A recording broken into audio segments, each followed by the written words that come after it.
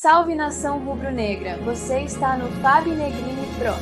Ao longo desta série nós percorremos posição por posição, contando a história dos maiores nomes que vestiram o manto sagrado do Flamengo. Passamos pela defesa, pelo meio-campo, pelo ataque e hoje chegamos ao capítulo final. Este é o último vídeo do nosso projeto Top 10 por posição, o vídeo que fecha todas as peças do time. E não poderia ser diferente. Chegamos à camisa mais simbólica do futebol, a camisa 10. A mítica camisa 10 do Flamengo. Aquela que carrega talento, liderança, criatividade, responsabilidade e genialidade. Aqui não falamos apenas de números ou estatísticas. Falamos de jogadores que marcaram época, que assumiram o protagonismo e que deixaram seu nome gravado na história rubro-negra vestindo o número mais pesado do futebol. Prepare-se, porque agora você vai conhecer o top 10 maiores camisas 10 da história do Flamengo. Mas antes de começar, não perca as ofertas de produtos esportivos e cursos voltados para a análise de desempenho no futebol. Acesse os links da descrição. Agora sim, vamos ao vídeo.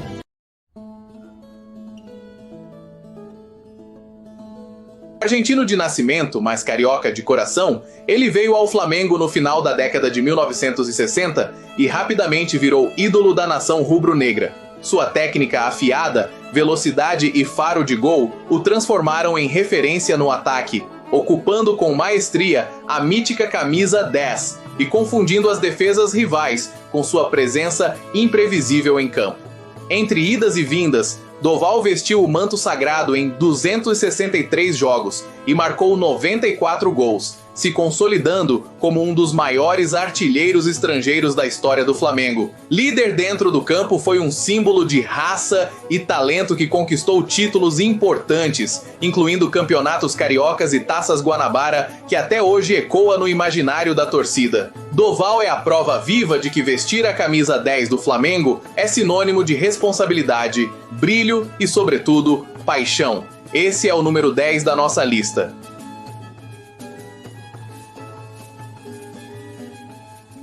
Em nono lugar na nossa lista de maiores camisas 10 da história do Flamengo, aparece um dos ídolos mais lembrados da Gávea nas últimas décadas. Conhecido como o Anjo Loiro, Sávio é uma lenda rubro-negra que brilhou nos anos 90. Nascido em Vila Velha, no Espírito Santo, ele foi revelado pela base do Flamengo e transformou-se rapidamente em um dos jogadores mais talentosos da sua geração. Com habilidade, velocidade e aquela capacidade de decidir jogos, Sávio vestiu o manto sagrado entre 1992 e 1997 e ainda retornou em 2006, participando de mais de 260 jogos e marcando cerca de 95 gols pelo clube, números que o colocam entre os nomes mais prolíficos e emblemáticos da história rubro-negra. Sua magia nas pontas, sua visão de jogo e seu carisma junto à torcida fazem dele uma presença obrigatória no nosso Top 10. Esse é Sávio, o Anjo Loiro da Gávea.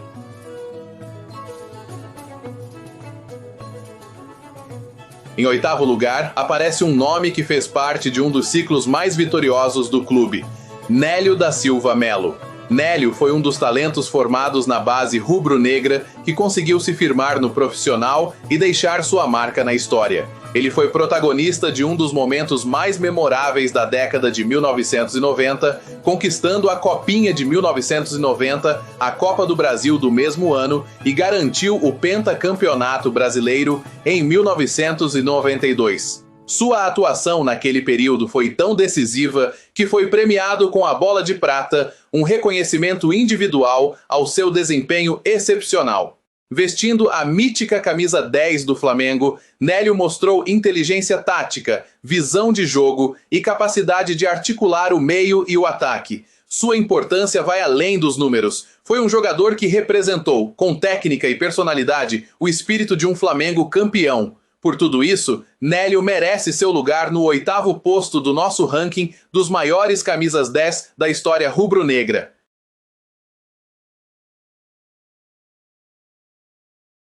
Em uma era em que muitos chamam de Era de Ouro, Silva Batuta transcendeu o papel de jogador para se tornar um símbolo de paixão, entrega e amor ao manto sagrado.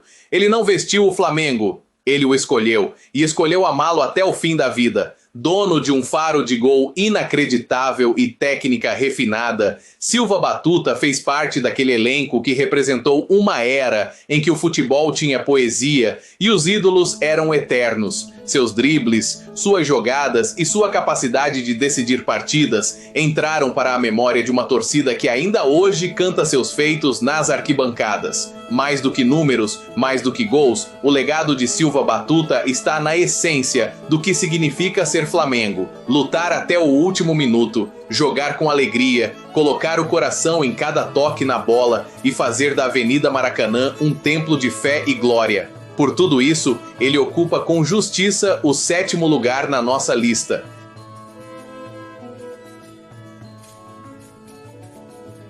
No 6º lugar está um jogador cuja trajetória é marcada por talento, personalidade e amor ao futebol, Diego Ribas. Antes de vestir o manto sagrado, Diego já dava sinais de sua genialidade ainda adolescente. Como menino de vila, ele conquistou o título de campeão brasileiro pelo Santos em 2002, um feito extraordinário para alguém tão jovem. Desde cedo, o futebol parecia escrever seu destino com dribles, visão de jogo e maturidade além da idade. Mas foi no Flamengo que Diego se transformou em ídolo absoluto. Ao assumir a camisa 10, ele não apenas comandou o meio-campo, ele reinventou o papel de um maestro rubro-negro. Sua visão de jogo, precisão em passes e capacidade de decidir jogos grandes o tornaram referência técnica e emocional dentro e fora de campo. Foi peça fundamental em um dos ciclos mais vitoriosos da história moderna do Flamengo, conquistando títulos nacionais e internacionais e deixando um legado que vai além das estatísticas. Líder, ídolo e eternamente Flamengo.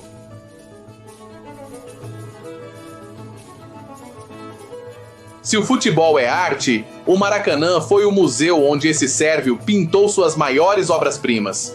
Petković não era apenas um meia, ele era um especialista que trazia uma característica que há muito a camisa 10 do Flamengo não via com tanta perfeição: a precisão absoluta. Ele tratava a bola com uma elegância quase arrogante, como se soubesse, antes de todos, onde ela iria parar. Como esquecer aquele 27 de maio de 2001? O relógio marcava 43 minutos do segundo tempo. Aquele gol que parou o Rio de Janeiro e eternizou o Pet no coração da nação.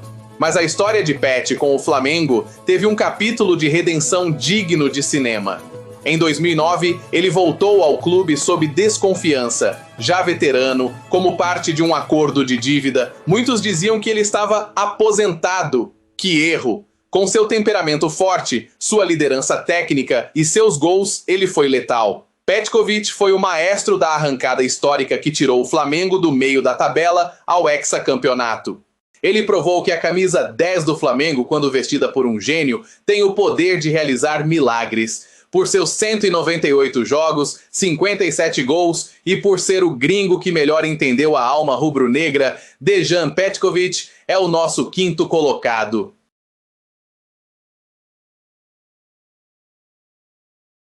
Cria da Vila Cruzeiro, ele não apenas vestiu a camisa 10, ele a transformou em uma armadura. Adriano surgiu na Gávea no ano 2000 como um fenômeno físico, uma força da natureza que atropelava defesas antes mesmo de completar 20 anos. Mas o destino o levou cedo para a Europa, em uma saída polêmica, onde serviu como moeda de troca para a vinda de Vampeta.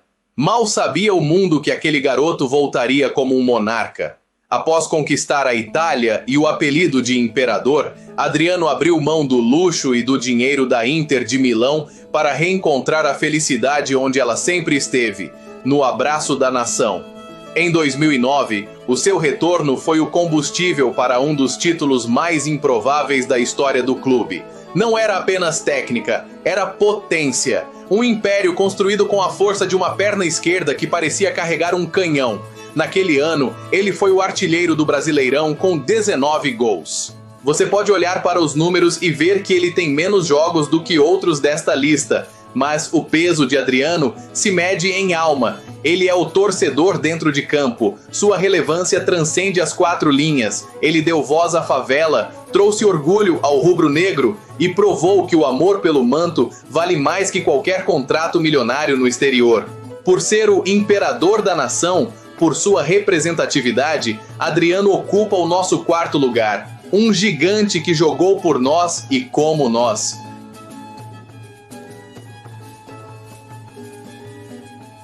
Abrindo o nosso pódio de imortais, chegamos ao primeiro grande gênio que deu vida à mística da camisa 10 na Gávea. Antes de todos os outros, existiu Dida, o alagoano que desembarcou no Rio de Janeiro em 1953 para escrever uma das páginas mais bonitas da história rubro-negra. Dida era um artista à frente do seu tempo. Com um talento raro e uma capacidade de finalização letal, ele foi o pilar do histórico tricampeonato carioca, 1953, 1954, 1955, uma das eras mais douradas do clube. Mas o seu impacto foi além do estado do Rio. Em 1961, Dida comandou o Flamengo na conquista do torneio Rio-São Paulo, batendo o Corinthians na grande final. Um título emblemático que provou que o Flamengo podia, sim, dominar o cenário interestadual e nacional. Foi essa coragem e esse talento que motivaram o clube a buscar horizontes maiores. Com 357 jogos e 264 gols, sendo um dos maiores artilheiros da história do clube, Dida é a fundação de todo o misticismo que envolve a nossa 10. Por ser o gênio original e o campeão de tudo, ele ocupa com soberania o nosso 3º lugar.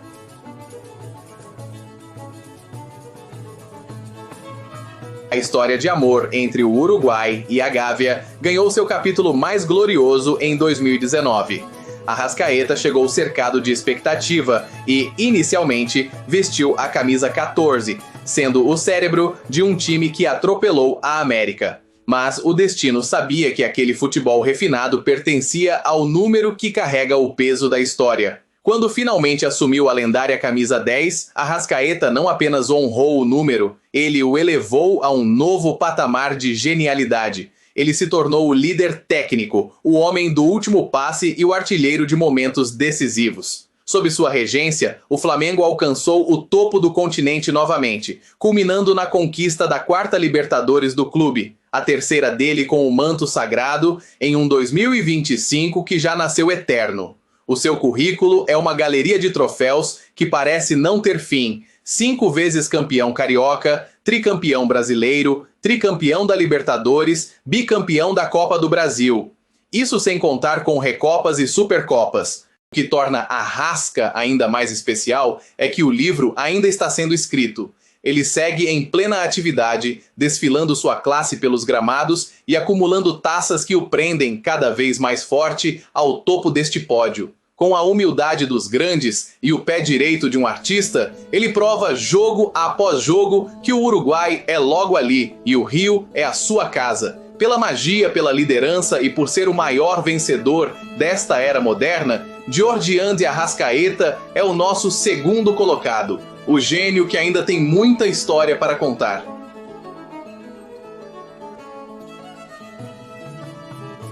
O Flamengo já estava trilhando seu caminho para a glória eterna, mas parecia que o destino aguardava uma permissão monárquica para que o clube finalmente se tornasse o gigante imparável que conhecemos hoje.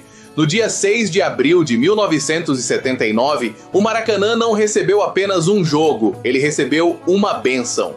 Pelé, o rei do futebol, aceitou o convite para vestir a camisa 10 do Flamengo em um amistoso histórico contra o Atlético MG. O motivo era nobre. A renda seria revertida para as vítimas das enchentes que assolavam Minas Gerais, sua terra natal. Naquela noite, 139.953 torcedores pagaram ingresso para testemunhar o impossível. O maior de todos os tempos com o manto sagrado. Foi apenas uma partida, um 5-1 inesquecível, mas aquele gesto foi o divisor de águas. Ver o rei com a nossa 10 foi o selo de grandeza que faltava. Dizem que, depois que Pelé suou com essas cores, o Flamengo entendeu definitivamente que seu lugar era no topo do mundo. Foi o encontro do maior camisa 10 da história do futebol com o maior clube da terra. Uma noite de gala que preparou o solo para tudo o que o Flamengo viria a conquistar nos anos seguintes. Uma menção honrosa ao homem que, mesmo por um dia, fez da Gávea o seu reino.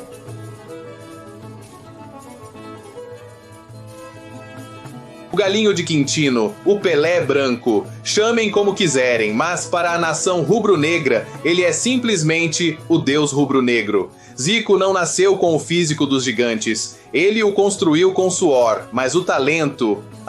o talento era divino. Ele começou como um ponta franzino, mas logo o mundo entendeu que seu lugar era o centro de tudo, ostentando uma camisa 10 que, sob seu comando, tornou-se sinônimo de genialidade absoluta. Zico transformou o futebol em algo objetivo. Cada drible tinha um propósito, cada passe era uma assistência e cada falta na entrada da área era, na verdade, um pênalti com barreira. Ninguém batia na bola como ele, mas a trajetória do rei também teve dor. Em 1985, uma entrada desleal dilacerou seu joelho e fez muitos acreditarem que o império havia acabado. Ex-jogador, diziam os críticos. A resposta? Ela veio com o rugido do Maracanã.